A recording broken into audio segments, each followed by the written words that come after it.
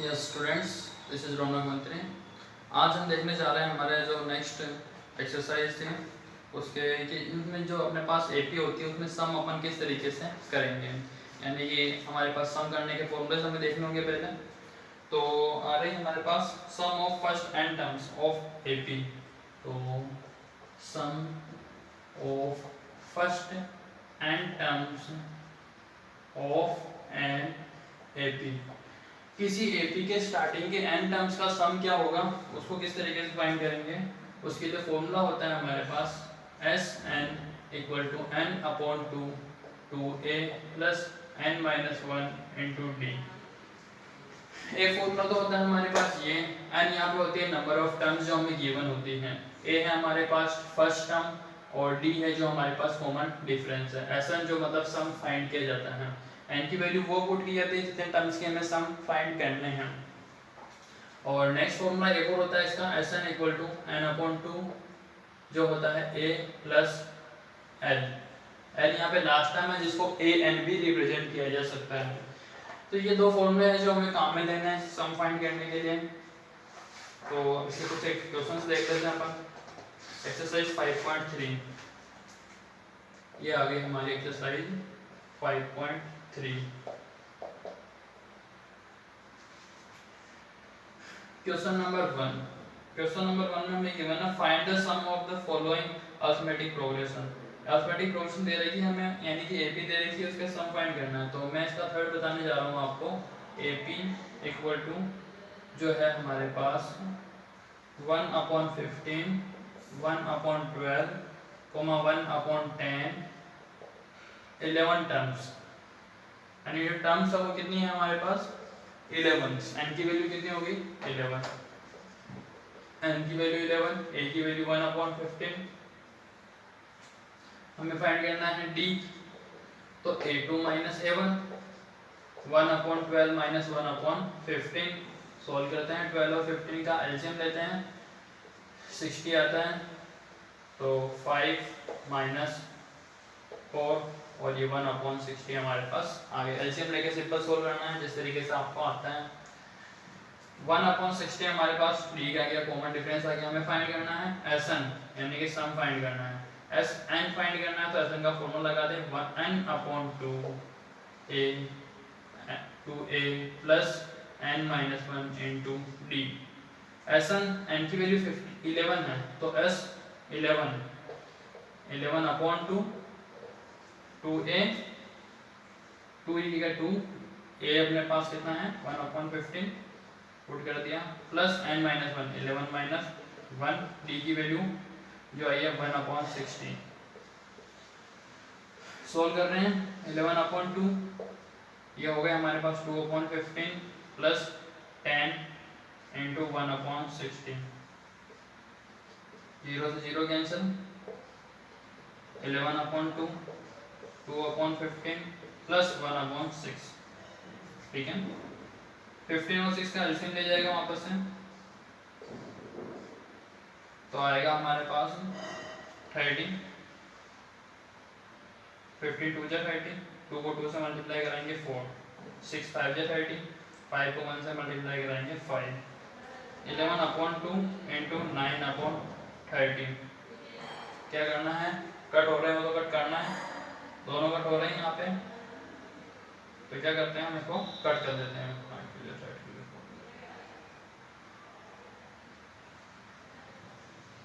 3 की टेबल से 3 3 जा 9, 3 10 जा 30। तो अपने पास बच गए 11 इंटू 3 33 और 2 इंटू 10 20। तो ये आ गया हमारे पास स्टार्टिंग की 11 टर्म्स का सम। ठीक है, मतलब फॉर्मूला में आपको वैल्यू पुट करनी है, उसे सॉल्व करना है, सिंपल तरीके से अपने आंसर आ जाएंगे। नेक्स्ट अपन देखने जा रहे हैं क्वेश्चन नंबर 2। बाकी क्वेश्चन आप लोग ट्राई करें इसके। Find the sum of the following. Sum find करना है हमें वहाँ पे सेकंड में भी, लेकिन सेकंड जो है सेकंड का सेकंड बता रहा हूँ मैं आपको। 7 प्लस 10 विद 1/2 प्लस 14, लास्ट जो टर्म है वो 84 है। इसका टर्म सम फाइंड करना है। यहाँ पे n की वैल्यू हमें नहीं पता है तो a है हमारे पास 7, d है हमारे पास 10 विद 1/2 -7, क्योंकि सेकंड टर्म में से फर्स्ट टर्म को माइनस कराना है, सेकंड हमारे पास ये है, उसमें से फर्स्ट को माइनस कराना है। तो क्या आते हैं 10 टू 20 और 1 21। इसको मिक्स्ड फ्रैक्शन को इम्प्रॉपर में कन्वर्ट करा रहा हूँ मैं, तो ये हो गया हमारे पास 21/2 -7/1। एलसीएम लिए तो आ गए हमारे पास 2 की टेबल में 2 वन टाइम है, 21 यहाँ पे आ जाएंगे, -1 के टेबल में 2 आ रहे हैं 2 टाइम में, 2 को 7 से मल्टीप्लाई करा है 14, यानी कि 7/2 जो है हमारे आगे एलसीएफ 7/2 आ गया हमारे कॉमन डिफरेंस। ठीक है, नेक्स्ट आगे अपन सोल्व करते हैं।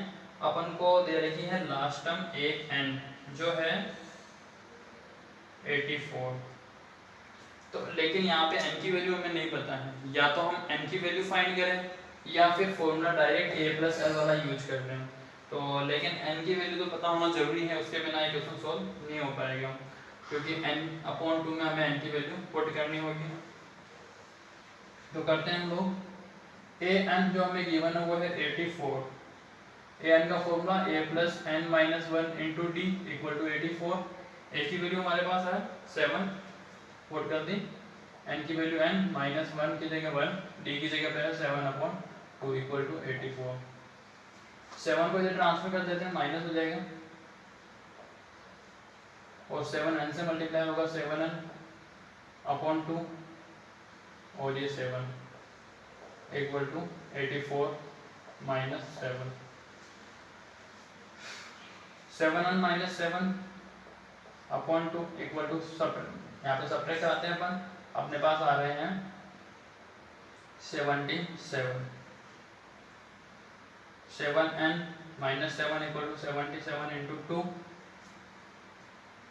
और यहाँ पे अपने पास हो गए 7n, 77 को 2 से मल्टीप्लाई कराया 154, और ये प्लस के 7 इधर जाने के बाद प्लस के हो गए 7n, वहाँ पे से अपन 7 ऐड कर रहे हैं तो कितना हो जाएंगे 161, तो n = 161/7 डिवाइड कराते हैं तो कितने आ रहे हैं हमारे पास 23। ये वैल्यू ओनली भी हमारे पास n की आई है, हमें फाइंड करना है Sn, तो Sn का फॉर्मूला तो अब लगाएंगे हम लोग, Sn = n/2 a+l, मैं ये वाला यूज कर रहा हूँ, n की वैल्यू 23/2, a की वैल्यू है हमारे पास 7, और लास्ट टर्म जो दे रही है वो है 84, तो 84 लास्ट टर्म को अपन l से भी रिप्रेजेंट कर सकते हैं और an से भी रिप्रेजेंट कर सकते हैं, ध्यान रखें। 23/2 दोनों को प्लस करा तो अपने पास हो गए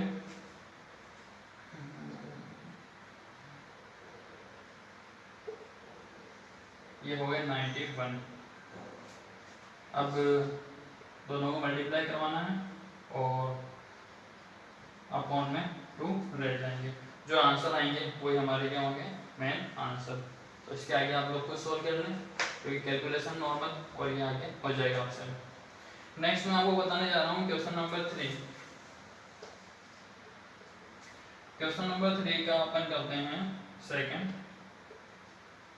हाउ मेनी टर्म्स, यानी कि हाउ मेनी टर्म्स बोला है तो n तो फाइंड ही हमें करना है, ऑफ अरिथमेटिक प्रोग्रेशन, यहाँ पे AP दे रखी है अपन को, जो दे रखी है वो भी लिख देते हैं 63 60 57 this to be taken so that their sum is 693, यानी कि सम कितना हो जाना चाहिए Sn 693, सम भी दे रखा है, वैल्यू निकालनी, पता चल रहा है कि a कितना है 63 और d 60 - 63 यानी कि माइनस के 3।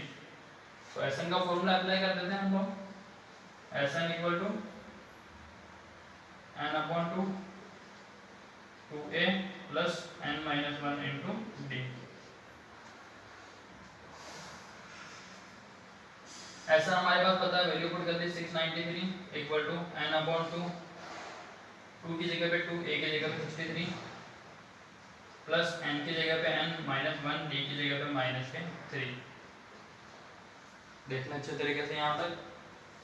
फिर क्या है हमारी नेक्स्ट प्रोसेस, जो 2 है ऊपर की तरफ चला जाएगा, मल्टीप्लाई हो जाएगा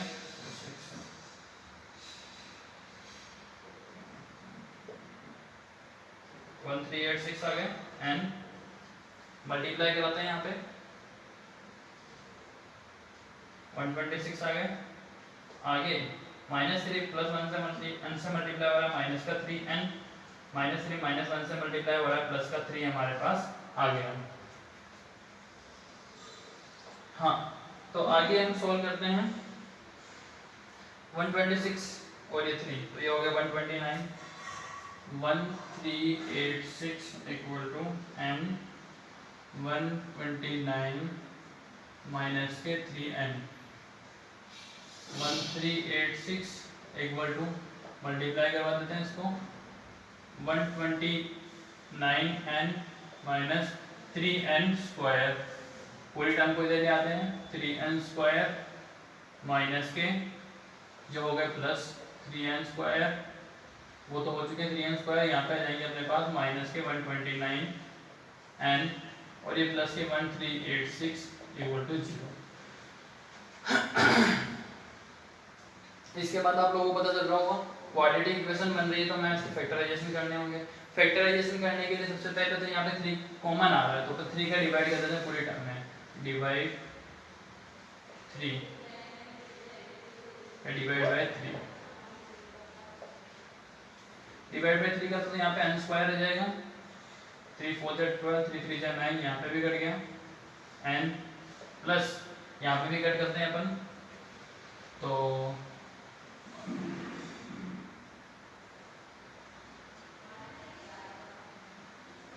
हाँ तो ये तो आ गए हमारे पास इस तरीके से।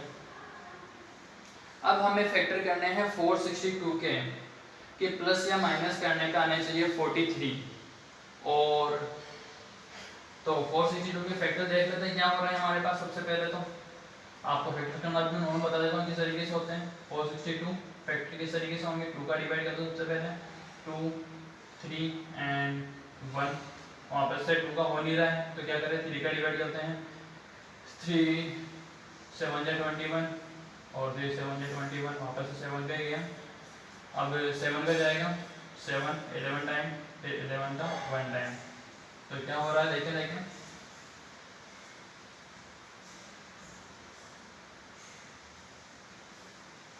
हमें लाने हैं 43 तो हमारे पास क्या बन रहे हैं एक तो वहाँ पर से डिवाइड चेक कर रहे हैं एक बार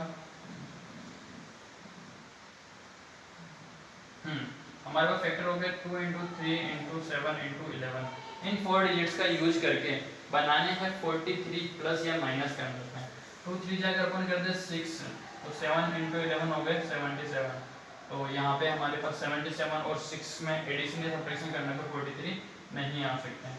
11 × 2 22 7 × 3 21 तो यहाँ बन रहे हैं 22 और 21 को अगर अपन प्लस माइनस करते हैं तो 40 से आते हैं प्लस करने पे तो इसलिए मैं ये वाली यूज करूँगा 22 × 21 इस तरीके से आप लोगों को भी फैक्टर करने होंगे 22 प्लस 21 और यहाँ आ गए n plus 462 equal to 0 n square minus 22n minus 21n plus 462 equal to 0। अब जो स्टार्टिंग के टू टर्म में कॉमन आ रहा है n है n यहाँ में n और यहाँ पे 22 आ गए। आगे वाली टर्म में को प्रॉब्लम आती है सोल्व करने में कि इसके पास क्या है माइनस है और इसके पास माइनस नहीं है। अपन कॉमन लेंगे माइनस को यहाँ से मैंने लिया माइनस का कॉमन तो 21 कॉमन आ रहा है और n कॉमन नहीं आ रहा है मैं माइनस को ऑलरेडी बाहर ले जा चुका हूँ तो n के पास माइनस नहीं है तो यहाँ प्लस का n आएगा। लेकिन 462 के पास माइनस था ही नहीं तो भी मैंने क्या किया माइनस बाहर लिया तो यहाँ पे अपन को माइनस यहाँ पे पुट करना पड़ेगा और ये जो डिवाइड जाएगा 22 टाइम जाएगा। तो इस तरीके से यहाँ पे कॉमन लेते हैं जब माइनस कॉमन नहीं आ रहा है वो। नेक्स्ट n माइनस 22 दोनों टर्म में कॉमन यहाँ पे n और यहाँ 21 बचे n माइनस 21 इक्वल टू 0। तो ये हुआ अपना कंप्लीट। तो n की वैल्यू क्या हो सकती है हमारे पास दो वैल्यू होती है n इक्वल टू 22 और n equal to 21। n equal to 22 भी हो सकता है 21 भी हो सकता है। तो क्वेश्चन नंबर 3 का सेकंड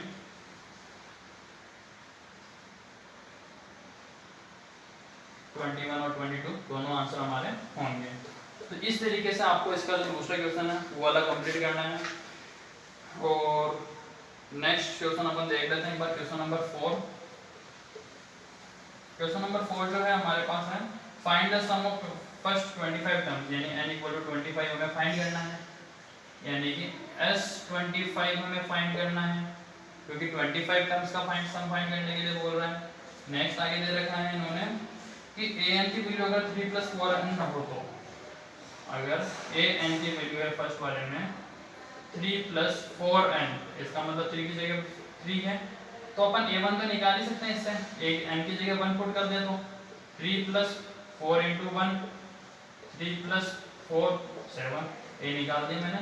a2 निकालना चाहूँ तो n की जगह 2 पुट कर देते हैं, 3 + 4 × 2 3 + 8 यानी कितने हो गए 11। अब d निकालना चाह रहे हैं तो 11 - 7 यानी कि जो हो गए अपने पास 4, सभी निकल गए हमारे। तो S25 फाइंड करना है, 25/2 2a + n - 1 × d 2a, a की वैल्यू कितनी है हमारे पास 4, सॉरी a की वैल्यू कितनी है हमारे पास 7 + n - 1 यानी कि 25 - 1, और d की वैल्यू कितनी है 4, 25/2 2 7 = 14, और यहाँ पे बच गया हमारे पास 24 × 4, 25/2 14 प्लस मल्टीप्लाई करा देते हैं यहाँ पे, तो हो जाएंगे हमारे पास 96, दोनों को ऐड करा दे 25/2 ×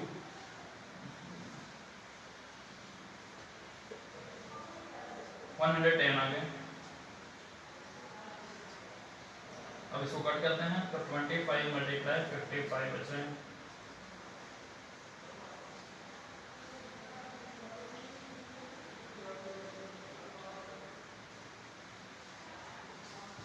ये हमारे आंसर आ गए मल्टीप्लाई करने पे। तो ये हो गया हमारे क्वेश्चन नंबर 4 तक तो कंप्लीट। क्वेश्चन नंबर 4 के जो मैंने क्वेश्चन छुड़वाए हैं आपको, उन क्वेश्चंस को आप लोग कंप्लीट करें, और जहाँ कोई प्रॉब्लम आ जाए वापस से मुझे पूछ लें। तो आज की क्लास हमारी यही उम्र होती है, बाकी जो आगे होगा हम नेक्स्ट क्लास में डिस्कस करेंगे।